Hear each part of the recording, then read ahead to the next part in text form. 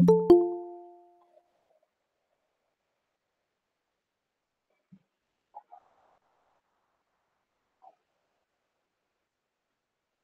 अर्ज़ है। ऑनलाइन अदबी फ़ोरम बाज़गश्त की 147वीं नशिस्त में हम आप सबका इस्तक़बाल करते हैं। हाज़रीन, हम आपको बता दें कि आज हम ये जो नशिस्त है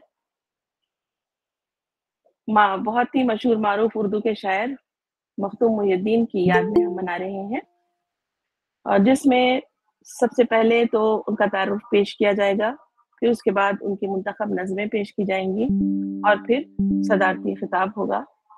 और ये बता दूँ कि आज के इजलास की सदारत कर रही हैं डॉक्टर अवधेश रानी बाबा साहिबा।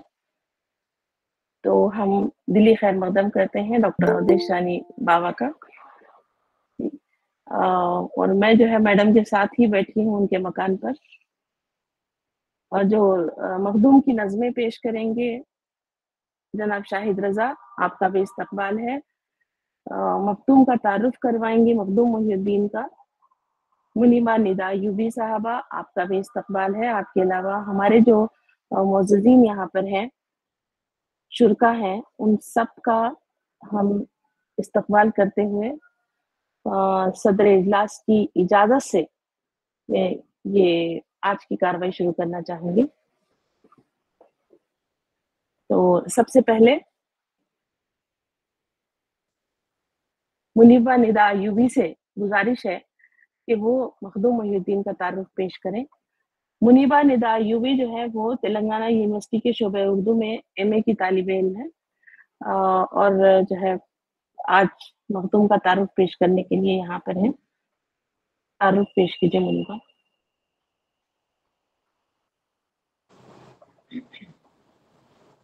आदाब। मैं बाज़गश्त के तमाम ही मुंतज़िमीन की बहुत शुक्रगुज़ार हूँ कि एक बार फिर मुझे इस अदबी महफ़िल में पेशकश का मौका दिया गया है। समाअत फ़रमाइए। मखदूम मुहिउद्दीन का तारुफ़। मखदूम 4 फरवरी 1908 को हैदराबाद दक्कन में पैदा हुए। उनका ताल्लुक़ एक कट्टर मजहबी ख़ानवादे से था। उनके दादा हैदराबाद दक्कन की तारीख़ी मक्का मस्जिद में क़ारी थे। वालिद गौस मुहिउद्दीन भी मजहबी इदारे से वाबस्ता थे और उनकी रिहाइश भी मस्जिद ही में थी। पैदाइशी तौर पर उनका घराना बेहद गरीब था। अपने आसपास गुर्बत और इस्तेहसाल का दौर दौरा देखकर वो बाएं बाजू के नज़रियात से मुतासिर हो गए और ज़िंदगी भर जद्दोजहद में रहे। अबू सईद मोहम्मद मखदूम मुहिउद्दीन क़ादरी तेलंगाना के ज़िला मेदक में पैदा हुए। 20 बरस की उम्र में मखदूम हैदराबाद आए। ये वो दौर था जब फस्तायत का दौर दौरा था। इटली की फस्ताई हुकूमत के अबीसीना मौजूदा एथोपिया पर हमले से वो बहुत ज़्यादा मुतासिर हुए और उन्होंने अपनी पहली मुखालिफ फस्ताई नज़्म लिखी। 1930 में मखदूम कॉमरेड्स एसोसिएशन में शामिल हुए, जो उनके मुस्तकबिल की तरक्की में अहम संग मील साबित हुआ। 22 जून 1941 को सोवियत यूनियन पर हिटलर के हमले के बाद मखदूम ने सिटी कॉलेज हैदराबाद में लेक्चरर के ओहदे से इस्तीफ़ा देकर कम्युनिस्ट पार्टी ऑफ इंडिया के लिए अपने आप को वक्फ कर दिया। सीपीआई की हैदराबाद शाख का क़याम अमल में आया। मखदूम ने ट्रेड यूनियन में भी शमूलियत इख्तियार की थी और वज़ीर सुल्तान तंबाकू कंपनी, चारमीनार सिगरेट कंपनी के 1941 के तनाज़े में कामगारों के नुमाइंदा मुंतखब किए गए। 1946 में all India trade union Congress की शाख all Hyderabad trade union Congress के सदर बने। 17 अक्टूबर 1946 को जुल्म मुखालिफ के दिन मनाए जाने की वजह से सीपीआई पर पाबंदी लगाई गई और मखदूम को शोलापुर जाने के लिए कहा गया, जहां से वो मुंबई चले गए और जहां उन्होंने अपनी मशहूर नज़्म तेलंगाना और इसके फौरी बाद ये जंग है जंग आज़ादी लिखी। मखदूम ने मुंबई में मुनक़िदा 22 ता 25 मई 1943 प्रोग्रेसिव राइटर्स एसोसिएशन की चौथी कॉन्फ्रेंस में शिरकत की। मखदूम 1946 ता 1950 तक चलाई जाने वाली जद्दोजहद बराए अजीम तेलंगाना के अहम लीडर रहे। 1951 में मखदूम को गिरफ्तार किया गया। उस वक्त उन्होंने नज़्म क़ैद लिखी। 1952 में उन्हें रिहा किया गया और पहले आम इंतखाबात में हैदराबाद से लड़े, जिसमें उन्हें शिकस्त हुई, लेकिन ज़िमनी इंतखाबात में हुजूर नगर से वो कामयाब हुए। 1958 में सीपीआई की नेशनल काउंसिल के लिए वो मुंतखब हुए। आंध्र प्रदेश की कानून साज असम्बली के वो सीपीआई लीडर थे। मखदूम हिंदुस्तान की अदबी, इल्मी, समाजी और तहजीबी ज़िंदगी का एक अहम हिस्सा बन गए।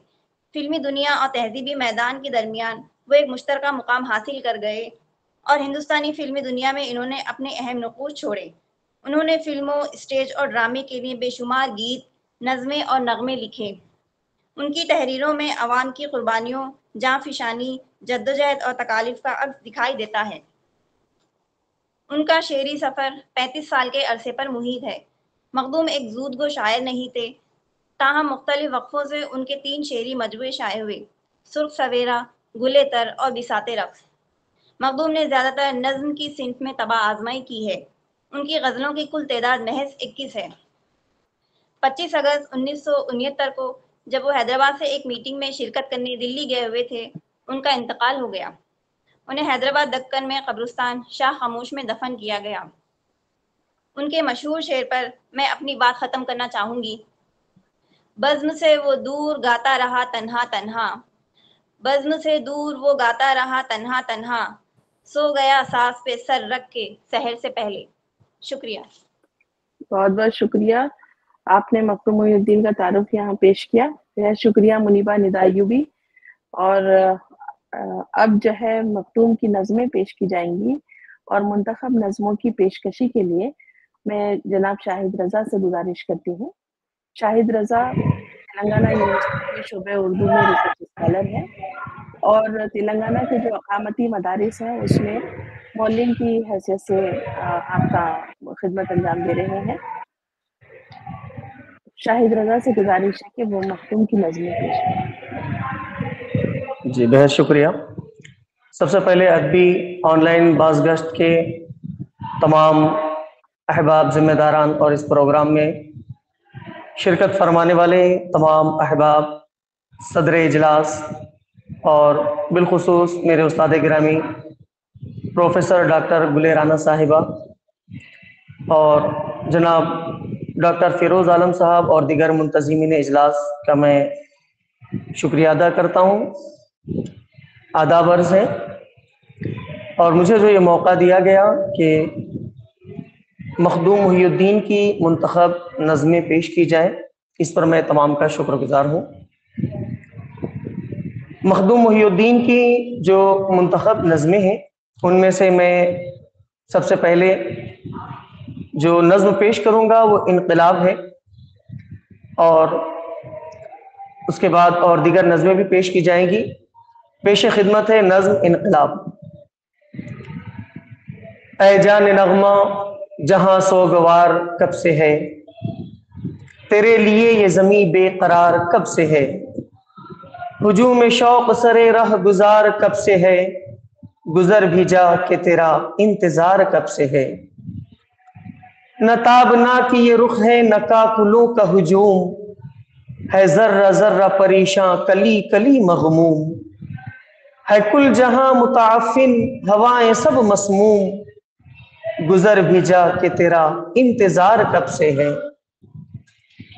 رخ حیات پہ کاکل کی برہمی ہی نہیں، رخ حیات پہ کاکل کی برہمی ہی نہیں، نگار دہر میں انداز مریمی ہی نہیں، مسیح و خضر کے کہنے کو کچھ کمی ہی نہیں، گزر بھی جا کہ تیرا انتظار کب سے ہے، حیات بخش ترانے اسیر ہے کب سے،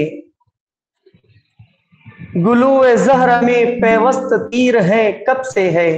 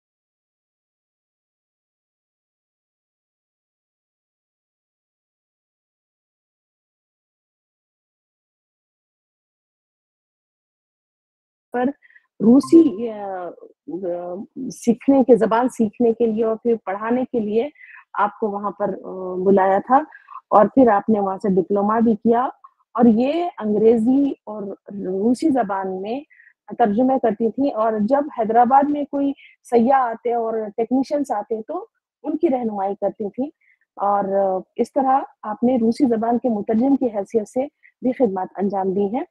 आपका ताल्लुक एक अदबी घराने से है और फिर घर में जो है फिर उसके बाद आप कम्युनिस्ट पार्टी से वाबस्ता हो गई क्योंकि आपके भाई जो थे डॉक्टर राज बहादुर गौड़ साहब वो कम्युनिस्ट लीडर थे बहुत बड़े और उनसे मुतासिर होकर आपने कम्युनिस्ट पार्टी में ज्वाइन की। आपके वालिद साहब जो थे राय महबूब नारायण, आपको जो है किताबें जमा करने का बहुत शौक था। 2 लाख किताबें और 3 लाख डिक्शनरियाँ उनकी लाइब्रेरी में हैं और पूरी इमारत जो है उन्होंने वहाँ पर रखी हुई है उस शालीवंडा के इलाके में वहाँ पर मौजूद है अभी भी।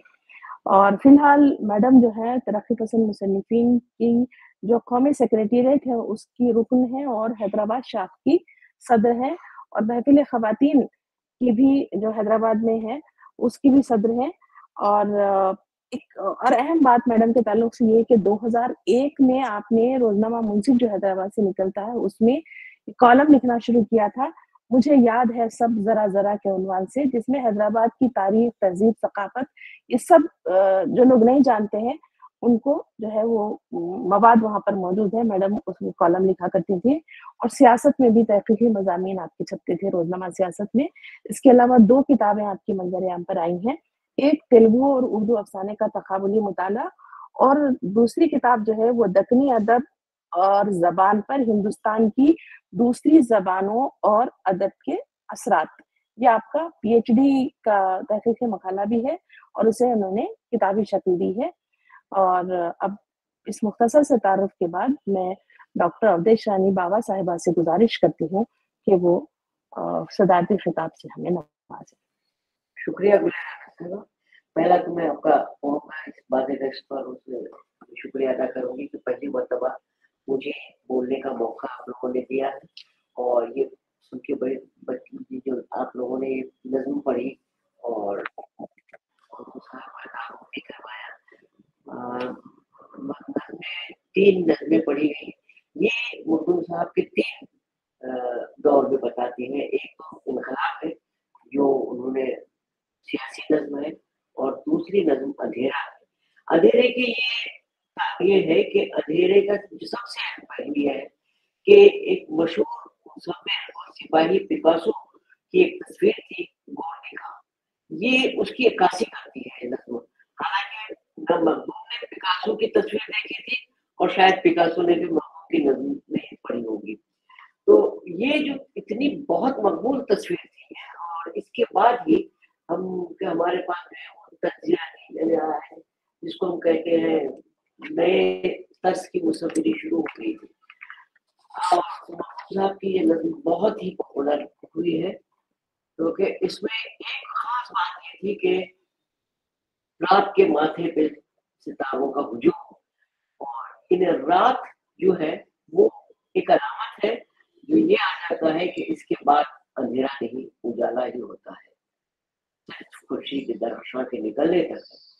और ये और खुर्शीद जो है वो एक ताकत का सिंबल है, अलामत है। तो बहुत खूबसूरत नज़्म है उनकी। इतनी बहुत सारी जिसको बोलेंगे हम लोग भारी मौजू पे बात होने के बाद मैं चाहूंगी कि मौजू मैडम गालिबन आवाज साफ नहीं आ रही है, गालिबन आवाज साफ नहीं आ रही है, शायद मुझे सब ऐसा ही सुनाई दे रहा है। थोड़ा माइक नजदीक हो तो बेहतर होगा। अच्छा, आप थोड़ा ऊंचा बोलिए। अच्छा, मैं थोड़ा और ऊंचा बोलने की कोशिश करूं, ठीक है जी। राना मैडम की आवाज साफ आ रही? हाँ, मेरी नहीं आ रही। अच्छा, माफी का खास तौर। तो हंसने हंसाने का जो माहौल मखदूम साहब पेश करते थे वो बहुत खूबसूरत था। इनकी पहली नज़्म जो थी वो पीला दुशाला थी।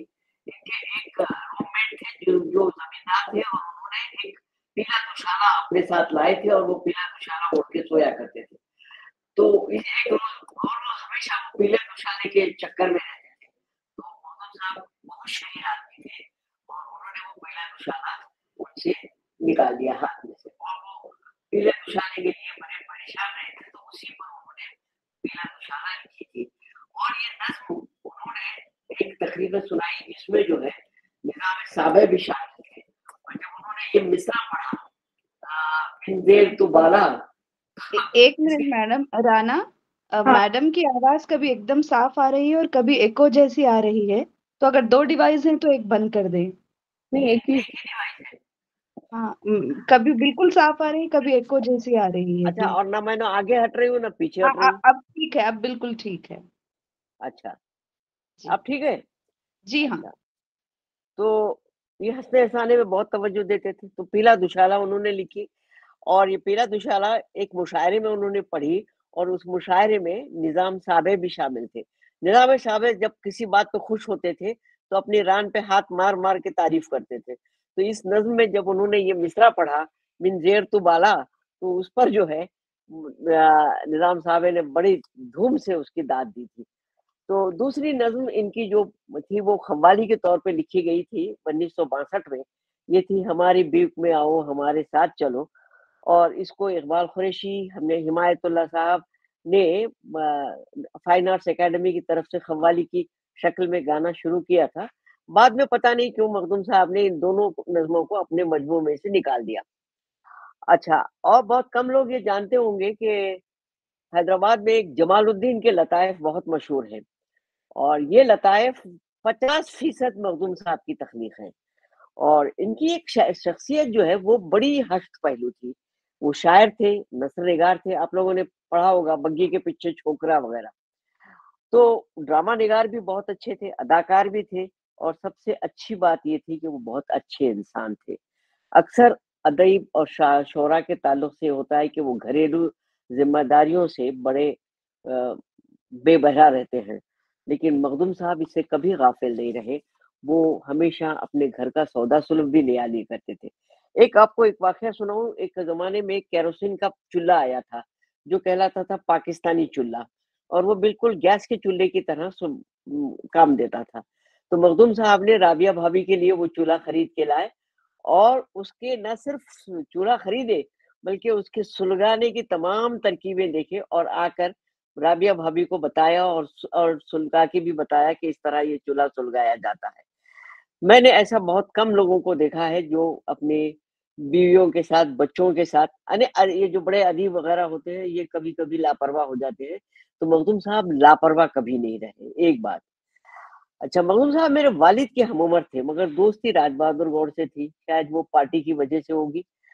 ये 1935 में इन्होंने कम्युनिस्ट पार्टी ज्वाइन कर ली, और ये कॉमरेड एसोसिएशन से कम्युनिस्ट पार्टी में नहीं आए बल्कि डायरेक्ट कम्युनिस्ट पार्टी में चले गए थे। मैं एक छोटा-सा वाक़या जो मेरे साथ हुआ था वो बताऊँगी आपको। ये 1956 के आसपास हैदराबाद में उर्दू कॉन्फ्रेंस हुई थी। इस उर्दू कॉन्फ्रेंस में उर्दू के बड़े से बड़े शायर जो 20वीं सदी के शोरा थे वो हाज़िर थे, और शिरकत के लिए मखदूम साहब मेरे वालिद को मदऊ करने आए, तो अपनी नज़्में भी सुनाने लगे। तो कहा कि मैं अब नई नज़्म सुनाता हूँ, तो उन्होंने अपनी नज़्म चारागर सुनाई, चमेली के मंडवे तले, जो आमतौर से मशहूर है। मैंने कहा कि ये तो आईने में 1 महीना पहले छप गई थी, नई कहाँ से हुई? तो उन्होंने कहा अच्छा लो मैं फिर एक नया, तो उन्होंने एक खिता सुनाया जिसका था कितनी आहों को छुपाया है तुझे क्या मालूम। मैंने कहा मंगू भाई ये जो खिता है ना, ये हुस्सामिया कैलेंडर पे 2 साल से बराबर आ रहा। तो वो बहुत खुश हो गए थे इस बात से, और उसके बाद हमको कॉन्फ्रेंस में ले गए, और हमको जोश, जिगर, फिराक, साहिर, जानिसार अख्तर, वामक जौनपुरी, राही मासूम रज़ा को न सिर्फ देखने का शर्फ हासिल हुआ, बल्कि उनको सलाम करके उनकी आशीर्वाद जिसको बोलेंगे वो भी लिए। और इन लोगों से उन्होंने जो जुमला कहा था हमारे लिए ये था कि जब तक हमारी ये नस्ल बाकी है, उर्दू को की ज़िम्मेदारी से ये लोग गाफ़िल नहीं होंगे और उर्दू मरेगी नहीं। तो मुझे लगा कि ये शायद ये ज़िम्मेदारी उन्होंने हम पर सौंप दी है, और हम उर्दू से कभी इसका दामन फैलाते रहेंगे, और जब भी मौका मिला हम इसको उर्दू को पढ़ाएँगे। उर्दू के साथ हालाँकि मेरा مختلف جگہوں پہ میں اپنا کام کرتی رہی، لیکن اردو سے میرا ناتا نہیں ٹوٹا. ایک تو میری اردو مادری زبان ہونے کی وجہ سے، پھر دوسرا مجھے ہمیشہ لگتا تھا کہ یہ ذمہ داری ہے. مخدوم صاحب نے کہا تھا کہ یہ نسل اردو کو نہیں مرنے دے گی. اور ایک تھی راکھی کا جو تہوار ہے، وہ کوئی مذہبی تہوار نہیں ہے، آپ لوگوں کو سب کو معلوم ہوگا. یہ رانی پدماوتی نے ہمایوں کو ایک راکھی بھیجی تھی تاکہ وہ اس کے دیور سے کے ظلم سے اس کو بچائیں ادے پور میں. تو ہمایوں اس کے لیے ادے پور آئے، لیکن اس وقت تک رانی کرناوتی نے جوہر کر لیا تھا، لیکن انہوں نے ادے پور کو فتح کروایا اور اس کے بچے کو وہ دلائی، اور یہ راکھی اسی تاریخ سے ہندوستان میں چلنے لگی. تو یہ راکھی کا تہوار جو ہے ہمارے ہندوستان کی ناک کا تہوار کہنا چاہیے اس کو، کیونکہ یہ ہمارے مذہبی. اور تو ہم جو ان کے لیے راکھی بناتے تھے تو کارچوب سیکھ لیا تھا، تو اس میں جو ہے ہتھوڑی دراتی کا نشان بنا کے وہ راکھی ان کو باندھا کرتے تھے. تو اس طرح سے یہ رہا ہمارا ان کا. یہ مخدوم صاحب کی جو باتیں تھی، ہاں، تو اتنا وہ رہتا تھا کہ گھر میں. اچھا، وہ ان لوگوں کو بریانی کا بھی بڑا شوق تھا. پکانا آتا نہیں تھا، تو پکانا نہیں آتا تھا تو راج بہادر گوڑ صاحب پکانے میں ماہر، تو ان کے لیے بریانی پکائے. تو انہوں نے کہا راج تم مجھے اس کا نسخہ لکھ کے دے دو، میں بریانی گھر میں بناؤں گا. تو اس میں راج بہادر گوڑ نے شاہ زیرہ ایک ماشا لکھا تھا. تو انہوں نے سوچا کہ ایک ماشے سے کیا ہوتا ہے، شاہ زیرہ ہے. تو انہوں نے ایک چھٹاک اس میں شاہ زیرہ بریانی میں ڈال دیا، تو بجائے بریانی کے وہ کڑوا سالن بن گیا. اور محمود صاحب کو پریشان ہو گئے کہ یہ کیسی بریانی بتا دی. خاص طور پر جب یہ لوگ روپوش ہوتے تھے تو ان کے روپوشی میں اکثر یہ ہوتا تھا کہ کھانے کی بڑی پریشانی ہوتی تھی. تو ہم لوگوں کو یہ دیا جاتا تھا کہ تلا ہوا گوشت اور پراٹھے، روغنی پراٹھے ان تک پہنچانے کی ذمہ داری سونپی جاتی تھی. کہ بچوں کو پولیس والے نہیں پکڑتے تھے، ہم لوگ لے کے بھاگتے تھے، اور وہاں سے ان کے کوئی بھی آدمی آتے تھے تو ان کو وہ پراٹھے اور گوشت دے دیا کرتے تھے. تو اس کا ایک وہ تھا، کوڈ ورڈ تھے ان لوگوں کے. وہ کوڈ ورڈ یہ تھا کہ جو آدمی لینے آتا تھا وہ کہتا تھا پال رابسن، تو ہمارا جواب ہونا چاہیے تھا پال رابسن. تو وہ ہم سے وہ ناشتے کا جو کاغذوں میں لپٹا ہوا رہتا تھا وہ لے کے چلے جاتا تھا. یہ ایک واقعہ ہمارے ساتھ رہتا تھا مخدوم صاحب کا. لیکن جب بھی وہ گھر آتے تھے تو ایک وہ ہو جاتا تھا، ایک محفل سج جاتی تھی. اچھا، دوسری بات یہ تھی کہ ان کو تیلگو ویلگو نہیں آتی تھی. روپوشی کے زمانے میں وہ ان کو یہ تھا کہ آپ باہر مت نکلیے، لیکن یہ آدمی کیسے باہر نہیں نکلتے. تو ذرا وہ ایک دن چلے گئے اپنے سگریٹ لانے کے لیے. ان سے کہا گیا تھا کہ آپ سے اگر کوئی پوچھے کہ آپ کی ذات کیا ہے تو آپ کہنا کہ میں ویلما ہوں. ویلما تلنگانہ کا ایک وہ قوم ہے، چھوٹی سی مطلب فرقہ ہے. تو یہ جو ہے بجائے ویلما بولنے کے انہوں نے کہا کہ میں وملا ہوں. تو وہ جیسے ہی وہ پتا لگا کہ وملا بول دیا اور لوگ پکڑیں گے، تو جو ان کے ساتھ دیکھا ان کو باہر، وہ فوراً ان کو لے گئے. کہا کہ یہ آدمی جو ہے ذرا دماغی طور پر متاثر ہے، اور ان کو اندر لا کے بولے کہ صاحب آپ باہر مت نکلیے، سگریٹ وغیرہ سب کچھ یہاں پر آ جائیں گے. تو مخدوم صاحب جب گرفتار ہوئے تو وہ جو ہے انڈے سیک رہے تھے اپنے کھانے کے لیے. تو اس وقت ان کو پولیس نے پکڑ لیا. اڈیکویٹ کے پاس ایک گھر تھا جس میں اختر حسن وغیرہ رہا کرتے تھے، اس سے ان کو پکڑ لی. تاکہ اصل میں یہ ہوا تھا کہ کمیونسٹ پارٹی کا ایک وقت ماسکو گیا تھا اسٹالن سے یہ پوچھنے کے لیے کہ ہم انقلاب کس طرح لائیں. تو اسٹالن نے کہا کہ تم لوگ انقلاب وغیرہ نہیں لا سکتے کیونکہ تمہارے پاس اتنا ایجوکیشن نہیں ہے، ایک. دوسرا یہ ہے کہ تمہارے اطراف میں کوئی ایسا ملک نہیں ہے جو تمہاری مدد کر سکے. تو لہٰذا آپ جو ہے نہرو کے ساتھ مل کے الیکشن لڑو. اور تو یہ الیکشن لڑنے کے لیے یہ سارے کمیونسٹ پارٹی کے لوگ جو ہے باہر گرفتار ہوئے اور بعد میں الیکشن لڑا انہوں نے. بیسک یہ تھا پیچھے اسٹالن کا مشورہ تھا کہ آپ لوگ، اور یہ جو ہے ڈائری میں بعد میں لوگوں کو معلوم ہوا، پہلے تو کسی کو اس کا پتہ وتا نہیں تھا. تو اس طرح سے وہ پارٹی کے میں آ گئے، وہ الیکشن لڑے. اور MLA हो गए। तो किसी ने पूछा कि वैसे MLA होता क्या है? तो मखदूम साहब ने कहा कि इसका मतलब ये होता है कि ये मिले वो मिले और जेब में डालने के लिए यहाँ से मिला और वहां से मिला। ये इस तरह से वो हर बात का अपने मजाक लिया करते थे। और खास तौर पर इनका जो मैंने जिसको अपना मरकज बनाकर मजाक किया करते थे वो थे लाहौटी साहब, श्रीनिवास लाहौटी साहब। श्रीनिवास लाहौटी साहब अंजुमन तरक्की उर्दू से बहुत वाबस्ता रहे थे। तो ये कभी करनूल के किसी इलाके में चले गए, वहां पर उन्होंने तकरीर की। तो उसमें उन्होंने कहा कि भाई, वो जब तकरीर वकरीर करके उतरे तो एक साहब ने कहा कि अरे बाबा, इन्हें कितना इतना अदना हिंदू हो को कितना अच्छा उर्दू बोला रे। वो आकर लाहौटी साहब ने यहाँ सुना दिया। तो मखदूम साहब कहते थे, अदना हिंदू कैसा उर्दू में बात कर रहा है। तो ये इस तरह से उनको बहुत सताया करते थे। खास तौर पर जब ये ताशखंड गए और वहां पर अबुल कासिम लाहौटी की के मजार पर गए और आके कहा कि भाई वहां पर मैंने लाहौटी का मजार देखा। तो मखदूम साहब ने कहा कि आपके जाते ही मजार बना दिया वहां पर लोगों ने। तो इस तरह वो अपने दोस्तों दोस्तों में, और दूसरी वो ही करते थे कि लोगों के पास जाते और कब किसी के अच्छे दोस्त के कब जूते वूते मिलते तो वो भी पहन के आ जाते थे। और खास तौर पर शहाबुद्दीन साहब जो दारुल तर्जुमे में मुंतजिम थे और उन्होंने मुतरजिम भी थे, तो उनके अक्सर जूते शेरवानी वगैरह ये मखदूम साहब मार दिया करते थे। तो ये एक दौर था जो उनका। इन्होंने आखिरी में नज्म ये गजलें भी लिखना शुरू की। वैसे बहुत सारी गजलें लिखी उन्होंने, लेकिन एक दो मिसरे मुझे अच्छे तरह से याद है। एक तो ये है कि जिंदगी मोतियों की ढलकती लड़ी, जिंदगी रंजो गम का बयां दोस्तों, गाह हंसती हुई गाह रोती हुई, जिंदगी रंजो गम का बयां दोस्तों। और दूसरी थी, नहीं याद आ रही है तो छोड़ देती हूँ। तो इस तरह से मखदूम साहब का हम रहा। और इन्होंने सुर्ख सवेरा पहले छापी जो इनके इनकलाबी नज़मों का मजमुआ रहा।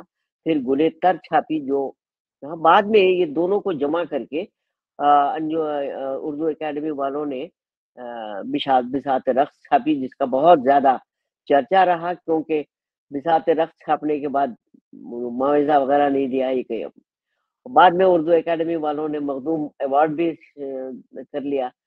और मखदूम साहब वैसे एक मजहबी आदमी थे, एक तरह से मैं बताऊंगी, इसलिए कि वो इस्लामियात से वाकिफ थे, वो हिंदू मजहब से वाकिफ थे, वो जैन और बुद्धिज्म से भी वाकिफ थे, ऐसी बात नहीं थी।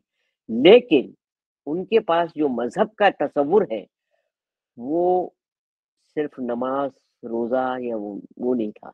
उनके पास मजहब का तस्वुर ये था कि मजहब इंसानियत के साथ होता है और हम मजहब इसीलिए बनाते हैं कि हम इंसान एक दूसरे से मिलकर रहें। तो ये उनका खास था। और सभी और मैंने मखदूम साहब को नमाज पढ़ते भी देखा था। जब उनकी वालदा का इंतकाल हो गया तो वो आकर उन्होंने नमाज जनाजा भी पढ़ी थी और फिर वो नमाज भी पढ़ी उन्होंने 2-3 दिन तक। फातिहा के दिन भी उन्होंने नमाज पढ़ी। इनके वालिद का इंतकाल बहुत बचपन में हो गया था। इनके जो चचा थे वो उन्होंने परवरिश की। चचा बहुत मजहबी आदमी थे, वो इनको अच्छी मजहबी तालीम देते थे। देखिए, मजहब की जड़ें हिंदुस्तान में बहुत गहरी है, आप उनको उखाड़ के नहीं फेंक सकते, लेकिन उसके ऊपर जो कांटे लोग लगा देते हैं उनको काटने की बहुत सख्त जरूरत होती है। तो इनके जो चचा साहब थे उन्होंने इनकलाब रूस का, इनको ये 5-6 साल के रहे होंगे, उनको बताया कि रूस में इनकलाब आ गया है और वहां पर सब लोग एक ही दस्तरखान पर खाते हैं। तो मखदूम साहब ने बहुत दिन तक ये सोचते हुए गुजारा कि एक दस्तरखान कितना लंबा होता होगा जहां पर सारे लोग बैठ जाते हैं। उनका भी मुश्तरका खानदान था। मखदूम साहब के चचा, उनके बच्चे वगैरह सब वहां रहते थे। इंदौल उनका गांव था, मैदक में ये रहते थे। तो ये उनके पास बहुत था। और मजहब को वो कोई ऐसी चीज नहीं समझते थे कि, तो इसी वजह से शायद उनको ऐसी जगह मिली। अरे इंतकाल के बाद कई लोगों ने उनकी जगह देने से इनकार कर दिया। کئی لوگوں نے وہاں گئے تو کہا کہ وہاں یہاں جگہ نہیں ہے، وہاں جگہ نہیں ہے. تو شاہد صدیقی صاحب کی زوجہ تھی، انہوں نے شاہد صدیقی صاحب کے بازو میں اپنی خبر بنوا لی تھی. انہوں نے کہا کہ اسی خبر میں وہ جائیں گے. تو شاہد صدیقی حیدرآباد کے مشہور شاعر تھے، انہی کے بازو میں ان کی تدفین ہوئی، اور وہ شاہ خاموش کی درگاہ تھی. اور شاہ خاموش حیدرآباد کے بہت بڑے صوفیوں میں تھے، اور ہم یعنی ان کی بہت یعنی حیدرآباد میں ان کی بہت عزت رہی ہے. شاہ خاموش کا درگاہ بھی ابھی بہت بڑا قبرستان ان کا ہے. تو یعنی آدمی جو نیک ہوتا ہے تو وہ بہت بڑا مذہبی ہوتا ہے، اور یہ اس معاملے میں بہت نیک آدمی تھے. کبھی کسی کا نقصان یا کسی کے ساتھ بدتمیزی یا اس کو جھڑکی دینا، حالانکہ نظریاتی طور پر لوگوں سے مخالفت تھی ان کی، ایسی بات نہیں تھی کہ وہ مخالفت نہیں تھے کسی کے، لیکن انہی نظریات کی مخالفت میں کسی کے ساتھ بدتمیزی یا بےہودگی یا ان کی انسلٹ انہوں نے کبھی نہیں کی. ایک خاص بات ان میں یہ تھی. تو اب میں سمجھتی ہوں کہ کافی میں نے آپ کو بور کر دیا ہے، تو اب اس کو گل رانا صاحب سے درخواست وہ اس کی. جی بہت بہت شکریہ ڈاکٹر عہدے شانی بابا صاحب.